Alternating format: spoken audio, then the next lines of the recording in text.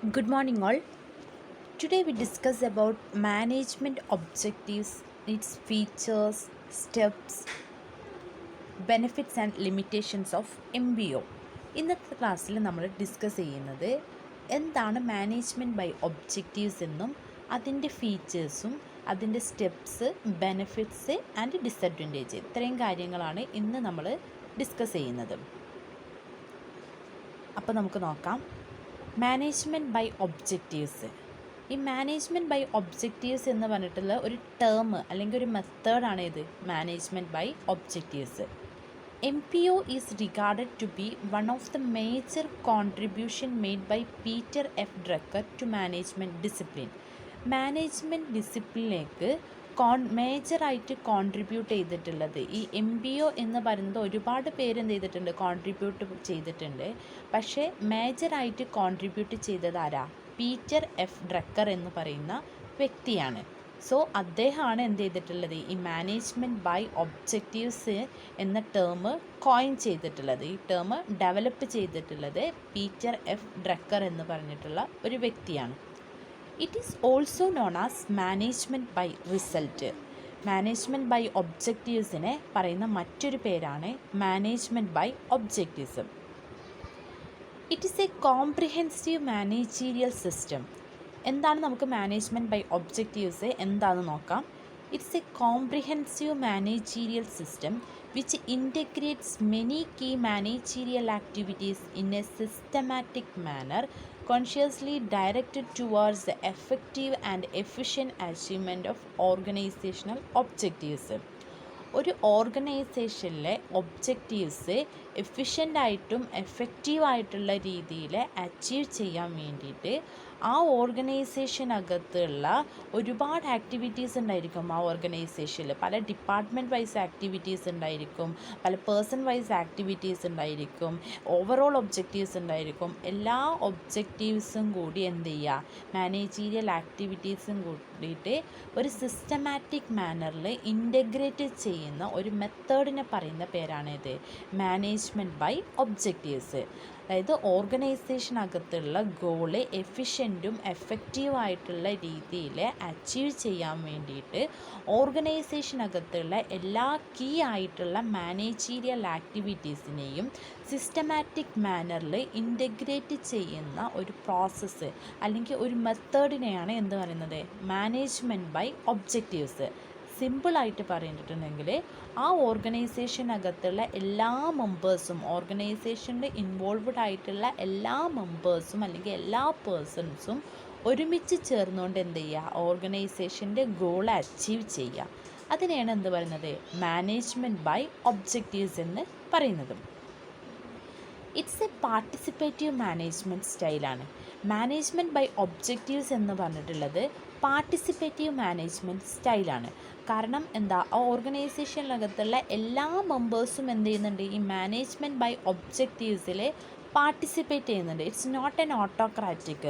Autocratic എന്ന് പറയുമ്പോൾ എന്താണോ ടോപ്പ് ലെവൽ മാനേജ്മെൻറ്റ് എടുക്കുന്ന ഡിസിഷൻസ് അല്ലെങ്കിൽ ഒബ്ജക്റ്റീവ്സ് അതിനനുസരിച്ച് ബാക്കിയുള്ള മാനേജേഴ്സും ബാക്കിയുള്ള എംപ്ലോയീസും എന്ത് ചെയ്യും, പ്രവർത്തിക്കും.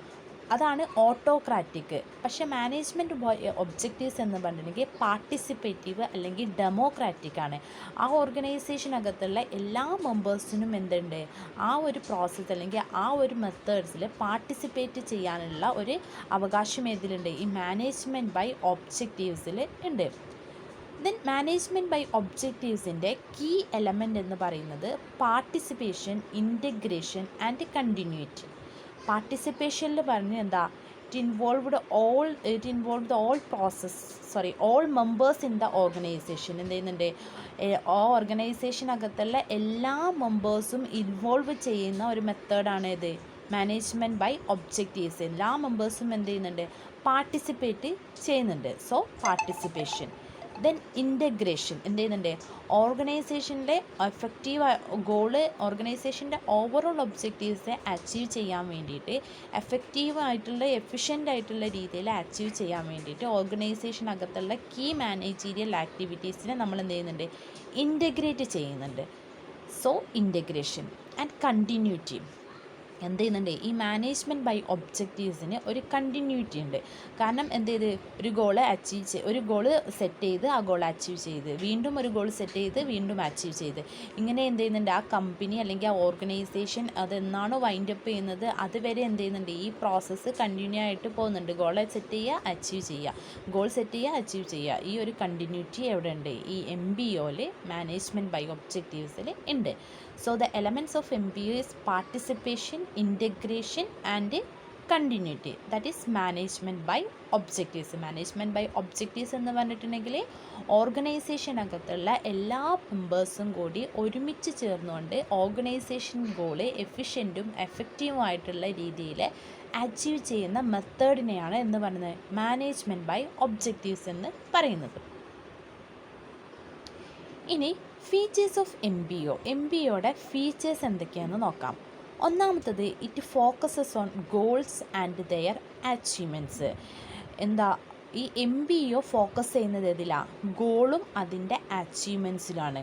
കാരണം integration of key managerial activities for the purpose of achieving the organisational goal efficiently and effectively.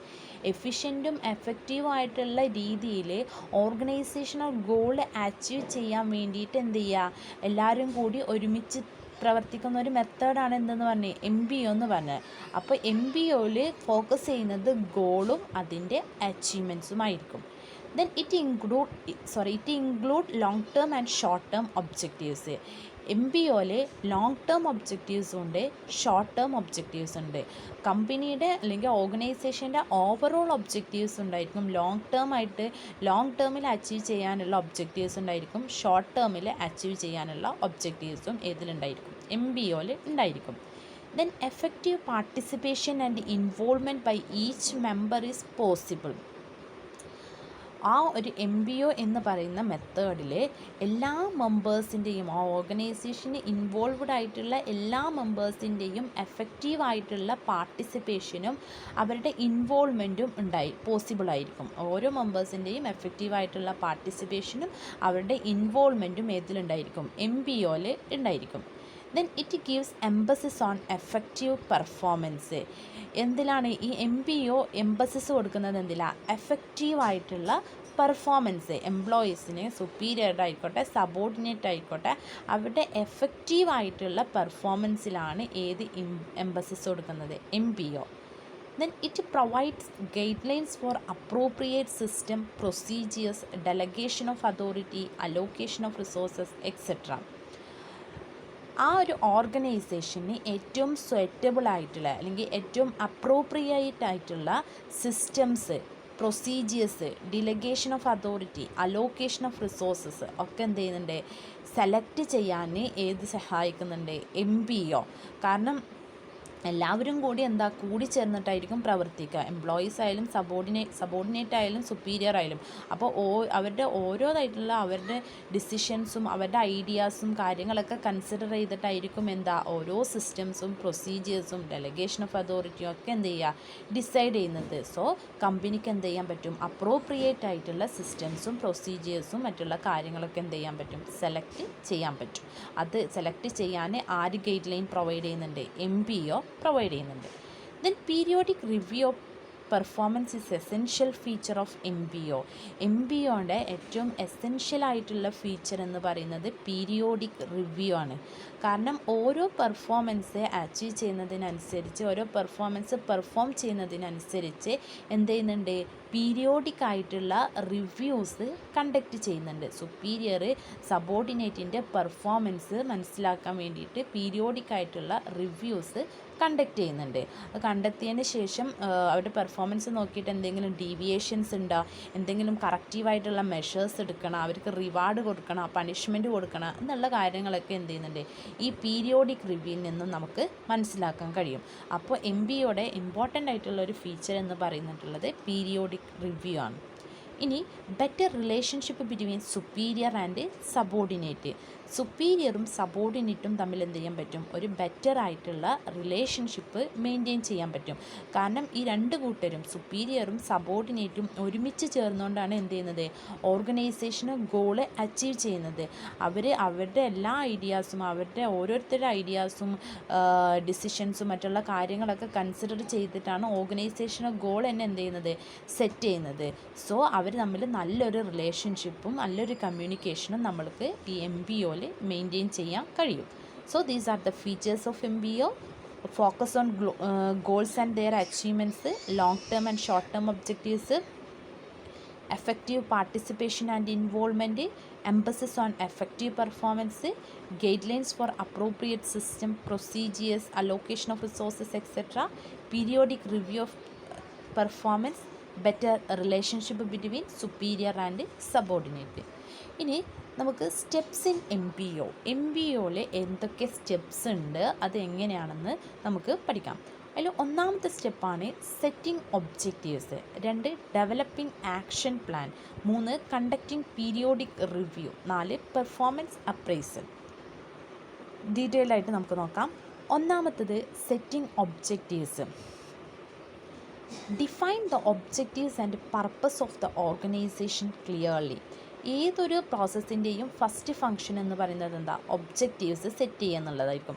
അതായത് ആ പ്രോസസ്സിന് വേണ്ടിയിട്ട് എന്താണോ അതിൻ്റെ ഒബ്ജക്റ്റീവ്സ് അത് നമ്മൾ സെറ്റ് ചെയ്യുക. അപ്പോൾ നമ്മുടെ MBOയിലും ഫസ്റ്റ് പ്രോസസ്സ് ഏതാ, സെറ്റിംഗ് ഒബ്ജക്റ്റീവ്സ്. ഓർഗനൈസേഷൻ്റെ ഒബ്ജക്റ്റീവ്സും ആ ഓർഗനൈസേഷൻ എന്തിന് വേണ്ടിയിട്ടാണ് നിലനിൽക്കുന്നത് എന്നുള്ള പർപ്പസും നമ്മൾ എന്ത് ചെയ്യണം, ക്ലിയർലി ആയിട്ട് നമ്മൾ ഡിഫൈൻ ചെയ്തിരിക്കണം. അതായത് ഓർഗനൈസേഷൻ്റെ ഓവറോൾ ഒബ്ജക്റ്റീവ്, മെയിൻ ഒബ്ജക്റ്റീവ്സ് എന്താണെന്നുള്ളതാണ് ഈ സെറ്റിംഗ് ഒബ്ജക്റ്റീവ്സിൽ നമ്മൾ ഡിഫൈൻ ചെയ്യേണ്ടത്. ഇനി രണ്ടാമത്തെ step development of action plans. നമ്മളിപ്പോൾ എന്ത് ചെയ്ത് ഒബ്ജക്റ്റീവ്സ്, ആ ഓർഗനൈസേഷൻ്റെ മെയിനായിട്ടുള്ള ഒബ്ജക്റ്റീവ്സ് നമ്മൾ ഡിഫൈൻ ചെയ്ത് അതിന് ശേഷം നമ്മൾ ആക്ഷൻ പ്ലാൻ എന്ത് ചെയ്യണം, ഡെവലപ്പ് ചെയ്യണം. After deciding objectives it should be translated into action plan. നമ്മൾ കമ്പനിയുടെ മെയിൻ ഒബ്ജക്റ്റീവ്സ് ഡിസൈഡ് ചെയ്തതിന് ശേഷം ആ മെയിൻ ഒബ്ജക്റ്റീവ്സിനെ ഓരോ ആക്ഷൻ പ്ലാൻ ആക്കിയിട്ട് നമ്മൾ എന്ത് ചെയ്യണം, ട്രാൻസ്ലേറ്റ് ചെയ്യണം. This may require allocation of specific responsibilities to different departments, divisions and individuals. Development of action plans എന്ന് പറയുന്നത് സ്പെസിഫിക് ആയിട്ടുള്ള റെസ്പോൺസിബിലിറ്റീസും അതോറിറ്റീസും ഡിഫറെൻ്റ് ആയിട്ടുള്ള ഡിപ്പാർട്ട്മെൻറ്റ്സിനും ഡിവിഷൻസിനും ഇൻഡിവിജ്വൽസിനും ഒക്കെ എന്ത് ചെയ്യുക, അലോക്കേറ്റ് ചെയ്യുക. ഇതിനാണ് ഡെവലപ്മെൻറ്റ് ഓഫ് ആക്ഷൻ പ്ലാൻസ് എന്ന് പറയുന്നത്. ഇനി മൂന്നാമത്തത് പീരിയോഡിക് റിവ്യൂ. നമ്മൾ ഫീച്ചേഴ്സ് ഓഫ് MBOയിൽ പറഞ്ഞ് it's a important feature of MBO, that is periodic review. ആ പീരിയോഡിക് റിവ്യൂ എന്ന് പറഞ്ഞെങ്കിൽ a control system is to be established to keep the activities and efforts on a prescribed and planned phase. Periodic review എന്നെങ്കിൽ ഈ ഒരു control സിസ്റ്റമാണ്. എന്തിനു വേണ്ടിയിട്ടാണ്, to keep the activities and efforts on a prescribed and planned phase. അതായത് prescribed ടൈമിലും ഒരു planned ടൈമിലും എന്ത് ചെയ്തിട്ടുണ്ട്, അവർക്ക് എംപ്ലോയീസിന് സുപ്പീരിയറിന് അല്ലെങ്കിൽ സബോർഡിനേറ്റ്സിന് കൊടുത്തിട്ടുള്ള ആക്ടിവിറ്റീസ് അവർ പെർഫോം ചെയ്തിട്ടുണ്ടോ എന്ന് നോക്കാൻ വേണ്ടിയിട്ടാണ് ഈ പീരിയോഡിക് റിവ്യൂ എന്ത് ചെയ്യുന്നത്, കണ്ടക്റ്റ് ചെയ്യുന്നത്. ഈ പീരിയോഡിക് ഒരു സുപ്പീരിയറും സബോർഡിനേറ്റും തമ്മിൽ എന്ത് ചെയ്യും, പീരിയോഡിക് മീറ്റിംഗ് കണ്ടക്ട് ചെയ്യും. അതിൽ അവരുടെ പെർഫോമൻസിൽ എന്തൊക്കെ പ്രോഗ്രസ് ഉണ്ട്, അവരതിൽ നിന്നും എന്തൊക്കെ ഡിഫിക്കൽട്ടീസ് ഫേസ് ചെയ്യുന്നുണ്ട് എന്നുള്ള കാര്യങ്ങളൊക്കെ എന്ത് ചെയ്യും, അവർ മനസ്സിലായിരിക്കും. പിന്നെ ടോപ്പ് ലെവൽ മാനേജ്മെൻറ്റ് അവരുടെ എംപ്ലോയീസ് അല്ലെങ്കിൽ ലോവർ ലെവൽസ് ആയിട്ടുള്ള ആൾക്കാർ എന്തൊക്കെ ഡിഫിക്കൽട്ടീസ് ഫേസ് ചെയ്യുന്നുണ്ട്, അവരുടെ ഒബ്ജക്റ്റീവ്സിൽ എന്തെങ്കിലും ചേഞ്ചസ് വരുത്തണോ എന്നുള്ള കാര്യങ്ങളൊക്കെ ടോപ്പ് ലെവൽ മാനേജ്മെൻറ്റ് പീരിയോഡിക് റിവ്യൂവിൽ നോക്കും. That is periodic review. ഇനി നാലാമത്തത് പെർഫോമൻസ് അപ്രൈസൽ. നമ്മൾ എന്ത് ചെയ്ത് പീരിയോഡിക് റിവ്യൂ ഒക്കെ കണ്ടക്ട് ചെയ്തതിന് ശേഷം നമ്മൾ എംപ്ലോയീസിൻ്റെ പെർഫോമൻസ് അപ്രൈസ് ചെയ്യുക. The superior should evaluate the performance of is subordinates periodically and find out deviations. ഓരോ പീരിയഡിലും എന്ത് ചെയ്യണം, സുപ്പീരിയർ സബോർഡിനേറ്റിൻ്റെ പെർഫോമൻസ് ഇവാലുവേറ്റ് ചെയ്യണം ആൻഡ് ഫൈൻഡ് ഔട്ട് ഡീവിയേഷൻസ്. എന്തെങ്കിലും ഡീവിയേഷൻസ് ഉണ്ടെങ്കിൽ അത് ആര് കണ്ടെത്തണം? സുപ്പീരിയർ കണ്ടെത്തണം. സുപ്പീരിയർ സബോർഡിനേറ്റിൻ്റെ പെർഫോമൻസ് പീരിയോഡിക്കലി ആയിട്ട് എന്ത് ചെയ്യണം? ഇവാലുവേറ്റ് ചെയ്യണം. എന്നിട്ട് എന്തെങ്കിലും ഡീവിയേഷൻസ് ഉണ്ടെങ്കിൽ അത് കണ്ടെത്തണം.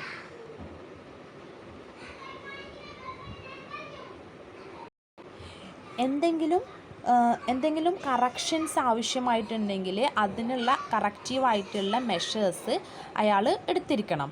പിന്നെ അയാൾ ഇപ്പോൾ ഒരു എക്സാമ്പിൾ ഒരു സ്റ്റാൻഡേർഡ് ഫിക്സ് ചെയ്തിട്ടുണ്ടായിരിക്കും. ആ സ്റ്റാൻഡേർഡിനെക്കാട്ടിയും കൂടുതൽ എംപ്ലോയീസ് പെർഫോം ചെയ്യുമ്പോൾ അവർക്ക് റിവാർഡ് കൊടുക്കണം. സ്റ്റാൻഡേർഡിനെക്കാട്ടിയും കുറവാണ് പെർഫോം ചെയ്യുന്നുണ്ടെങ്കിൽ അവർക്ക് എന്ത് ചെയ്യണം? അതിനുള്ള പണിഷ്മെൻറ്റും എവിടെ കൊടുക്കണം? ഈ പെർഫോമൻസ് അപ്രൈസിൽ സുപ്പീരിയർ കൊടുത്തിരിക്കണം. ഇത് പെർഫോമൻസ് അപ്രൈസിൽ. സോ സ്റ്റെപ്സ് ഇൻ MBOയിൽ പറഞ്ഞ് ഒന്നാമത്തെ setting objectives, development of action plan, periodic review, performance appraisal.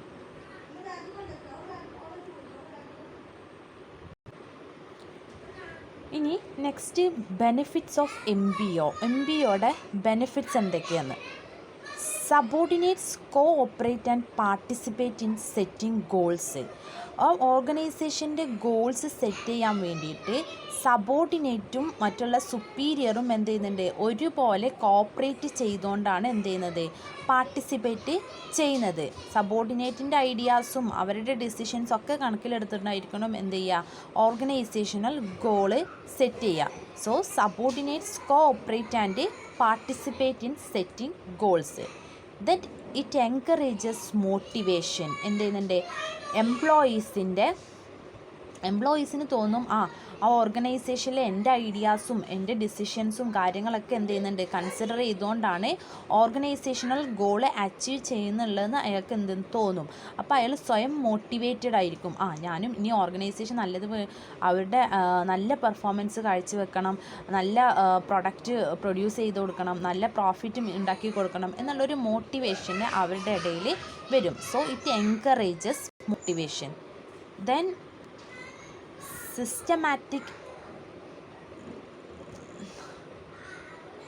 systematic evaluation of performance is possible.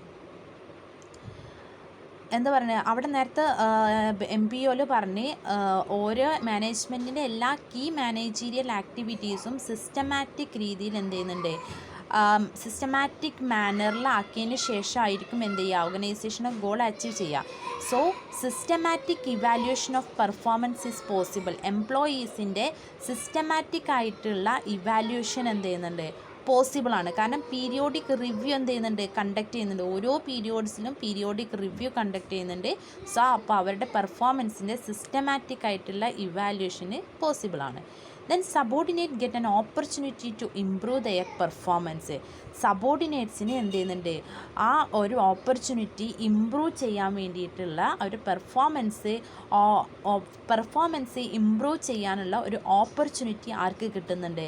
സബോർഡിനേറ്റ്സിന് കിട്ടുന്നുണ്ട്. Subordinate get an opportunity to improve their performance.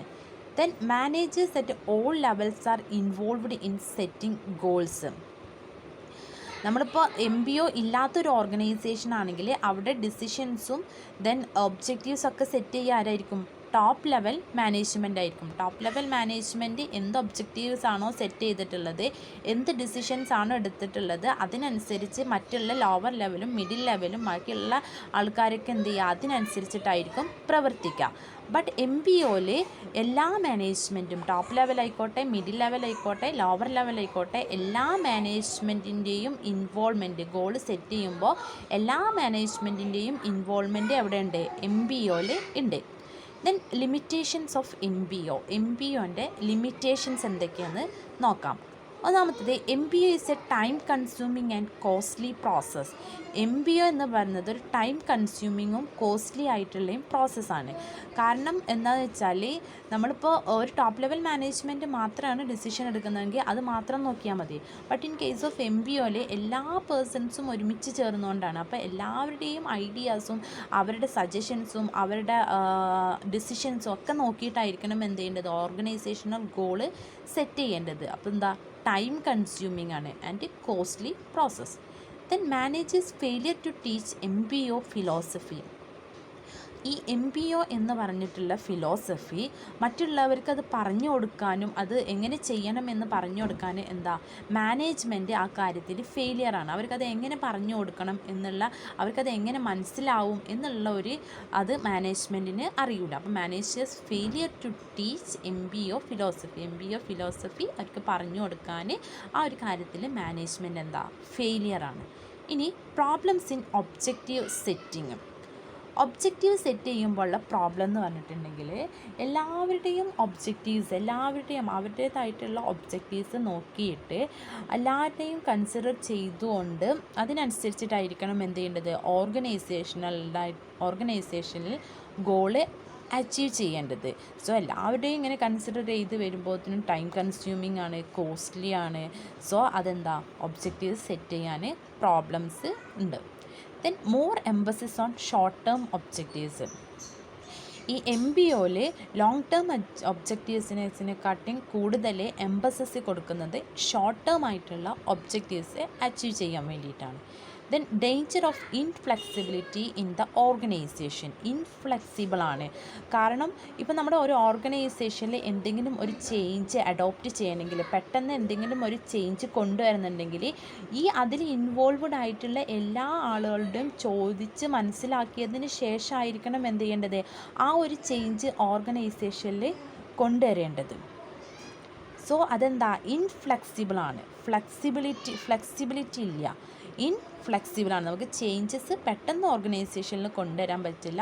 എല്ലാവരുടെയും ചോദിച്ചിട്ട് അവർ പറഞ്ഞത് മനസ്സിലായിട്ട് അവരുടെ അതിനനുസരിച്ചിട്ടായിരിക്കണം എന്ത് ചെയ്യേണ്ടത്, ആ ചേഞ്ച് ഓർഗനൈസേഷനിൽ കൊണ്ടുവരേണ്ടത്. So it is inflexibility, not flexible.